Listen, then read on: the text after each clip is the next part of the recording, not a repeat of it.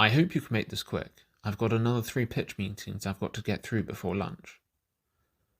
Well, I'll try my best, but I've already got my presentation worked out. I don't know if I can do it justice if I can't do it the way it's supposed to be. If you want to reschedule. No, you're right. It's not fair for me to give you a meeting, then not give your pitch the time it deserves. All right, come on, let's sit down over here. Coffee? I'm fine, thanks. Okay then, pitch me. The sofas were black leather that squeaked as Ashton Johnson sat down. Not great when they'd been in the sun for a while, and it was Los Angeles, so it was always sunny. But they were very expensive, and they looked it. Ash Johnson had commissioned a dozen pilots last year, and 3 of them had been picked up by the network. That kind of success rate was considered almost legendary, and he felt his office should reflect that. The man sitting opposite him did not fit the decor. His clothes looked like they'd come from Target, and he was sweaty, like he'd run 5 miles before coming here. Although given that he was clean-shaven and didn't have food stains down his front, Johnson was prepared to give him the benefit of the doubt. He was probably just nervous. After all, Johnson would be, in his position. The actual reason that the supplicant's car didn't have air conditioning because it was broke and he couldn't afford to fix it never even crossed his mind. The only time Ash Johnson experienced anything as crude as natural climate these days was during the few steps it took him to get from his car to the door of the building he was heading for.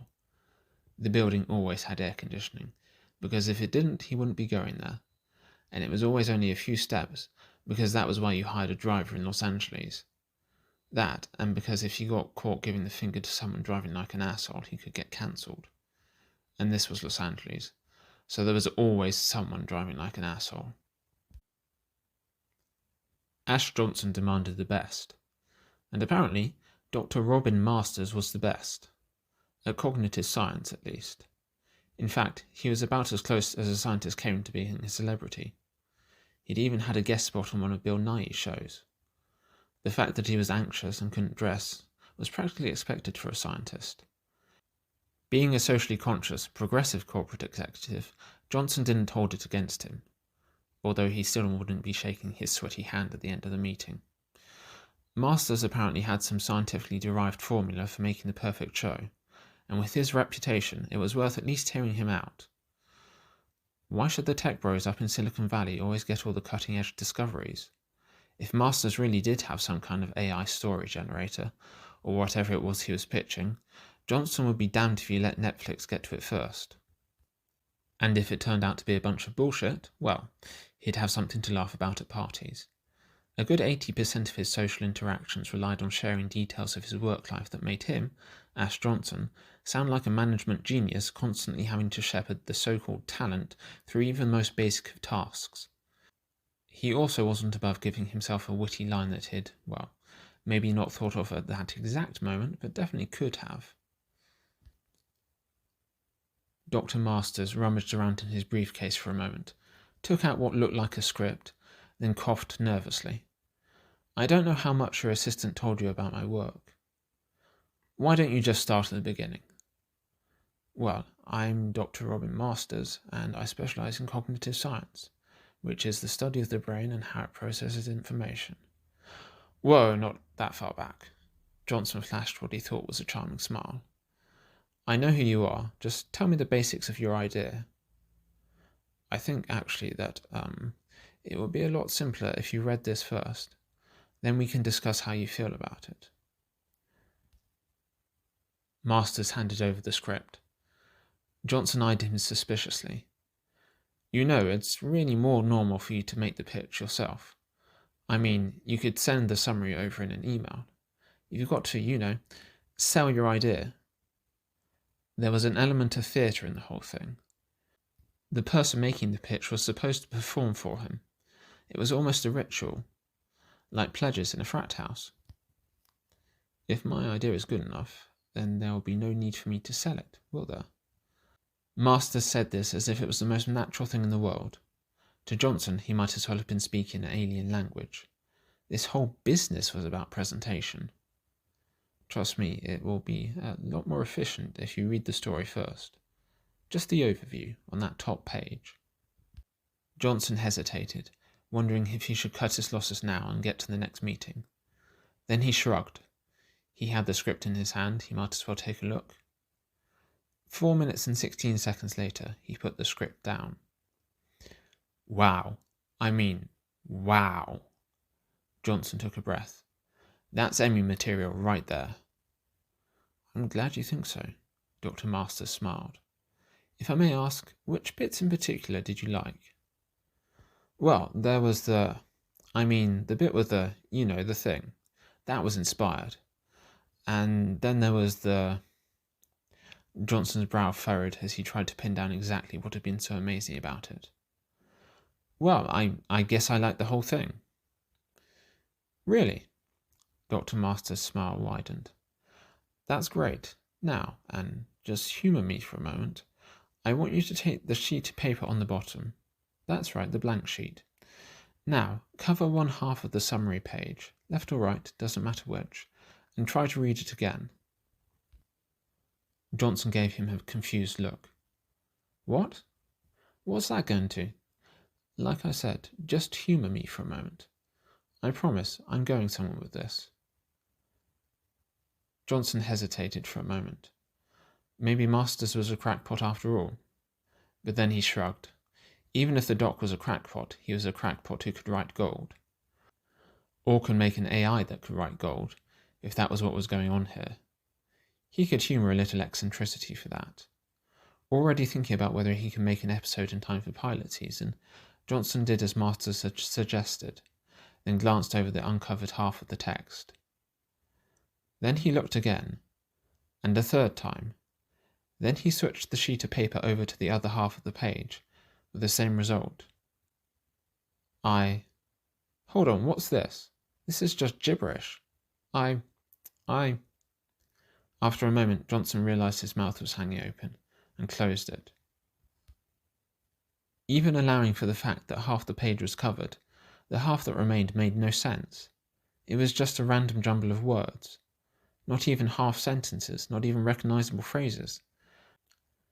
Just completely unconnected words with different font sizes and shades of grey and black. It was like he'd suddenly developed that thing where you can't recognise words anymore. What was it? Aphasia? Was he having a stroke? Don't worry, you're not having a stroke, Masters chuckled. It's a pretty common reaction, but I promise you there's nothing wrong with you. It's all on the page. Johnson stared at him. What? What is this? Human calibrated prompt generation. Masters smiled. Everyone working on AI has been trying to work out what input, that is, prompts, you need to use to get the best output. But as a cognitive scientist, I decided to ask a far more interesting question. You see, modern AIs are neural nets designed to function more or less like human brains. Which means the reverse is true, to a degree at least. Human brains function like AIs. So that begs the question, what prompts do you need to give a human in order to trigger the best output?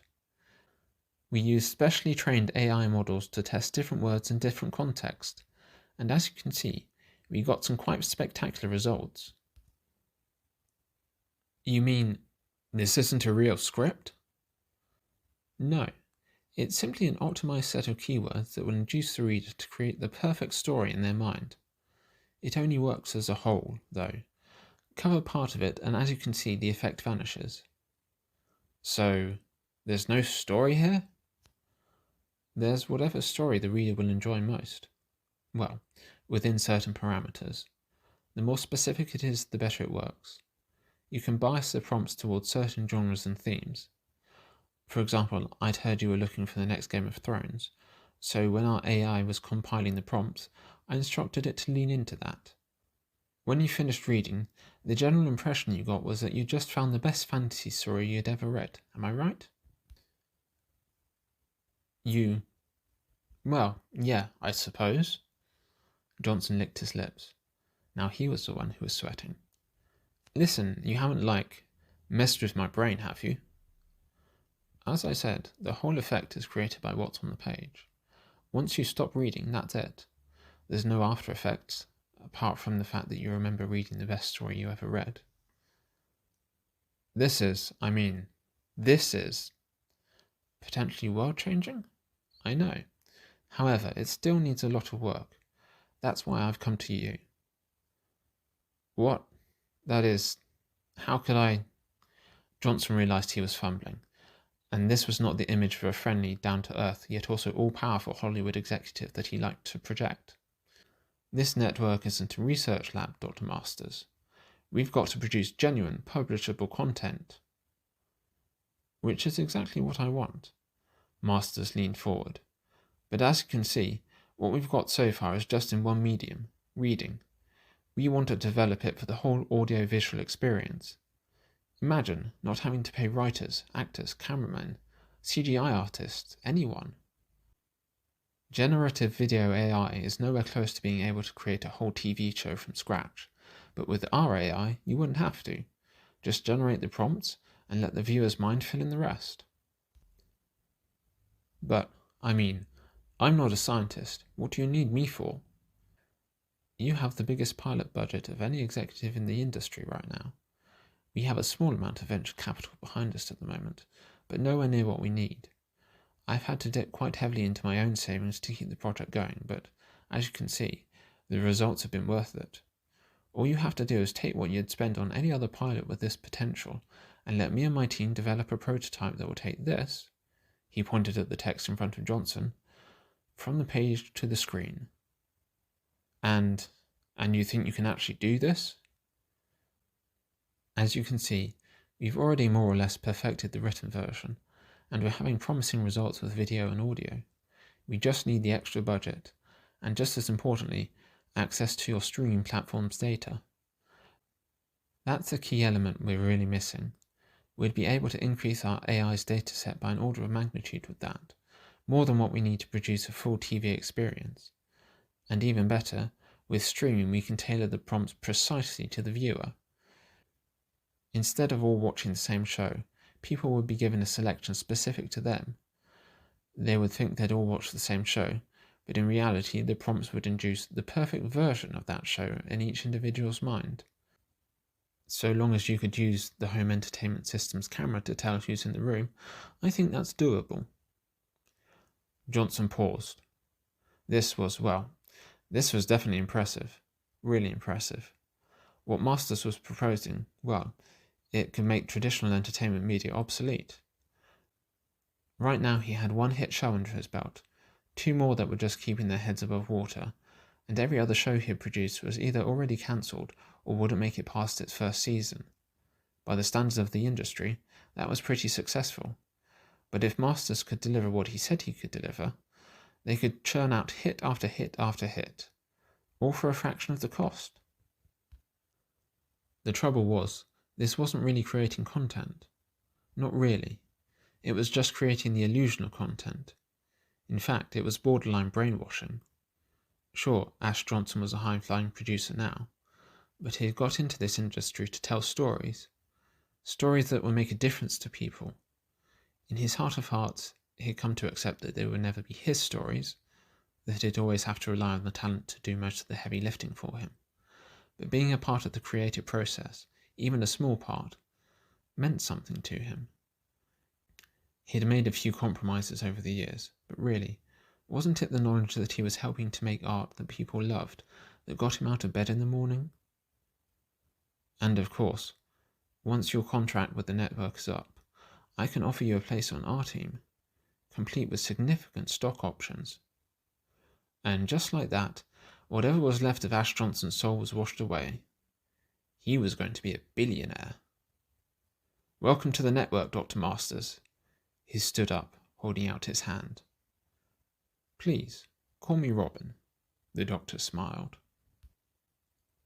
Masters had known that Johnson would have some qualms playing around with people's brains like that. Most people who weren't cognitive scientists got a little queasy about it. In fact, even he was surprised by the speed with which Johnson had caved in when the subject of stock options was raised. But really, selling empty content dressed up to look like a masterpiece was what Johnson did. It wasn't really such a large step from there to here. And either way, Masters had come prepared. He had never been very good at social interaction himself, but when you were as good with AI and human cognition as he was, you didn't need to be. He had gone into that office knowing exactly what to say. What was there to have moral qualms about anyway? If you were someone watching his AI-generated prompts, and you reached the end of the story believing you'd just experienced something entertaining and profound, well, was there really any difference? I mean, it's not like you'd know, right?